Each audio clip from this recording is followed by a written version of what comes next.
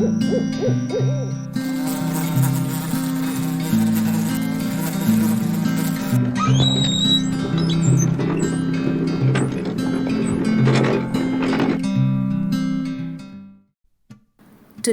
I'm going to show you how I use seaweed liquid fertilizer for plants. As per the instruction in the bottle, it should be 7 ml of seaweed solution in 1 liter of water. Make sure to shake well before opening the seal. As per that, I have calculated and taken 60 ml of seaweed solution in 12 liters of water.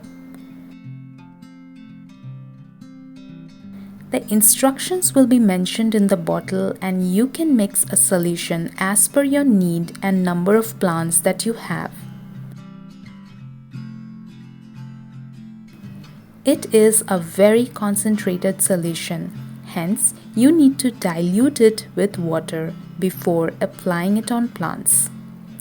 Make sure to mix it well before the application. You can apply liquid seaweed twice in a month or once in every 15 days. I'm not promoting any particular brand here, but I found this one in Amazon.com and the reviews, price and quantity was really good, hence I took it.